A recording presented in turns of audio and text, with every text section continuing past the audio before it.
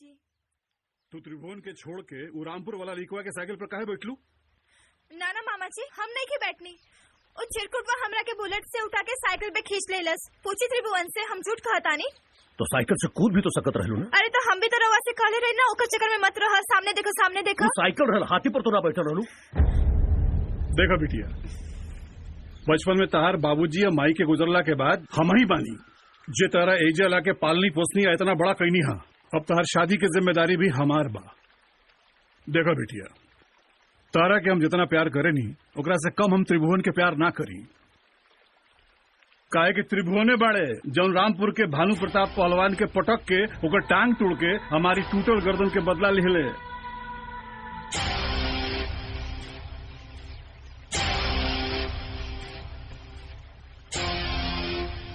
मामा जी मेरा हाथ आगे करा, हाथ आगे करा।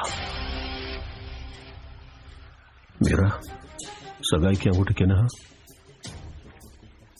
उन नाला के पास खींचतानी में गिर गई।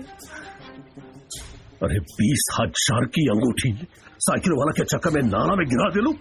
समझ में हो ना तोरा के? बेशरम हो गई बड़ तू।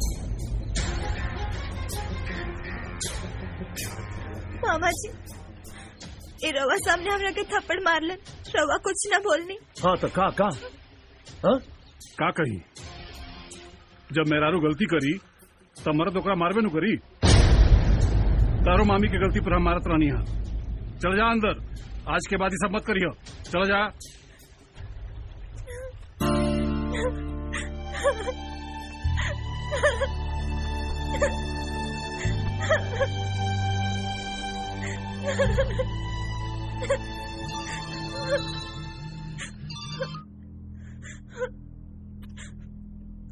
हेलो, का हो?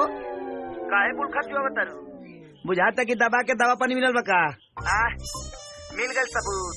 गाले पर मिलल है कि पीठी पर? चुप कुत्ता। पूछ बका रे हमरा। तोरा वजह से आज हमार मंगेतर हमरा के थप्पड़ मार देलस। हाँ। अभी तक खाली हाथे उठावला बा। बिया होखे द। मुसरे कूट कूट मारी। बुझाई मिल गल सबूत। फोन रख कमीना। हम तो तोरा से बातें ना करे चाहता नहीं। हेलो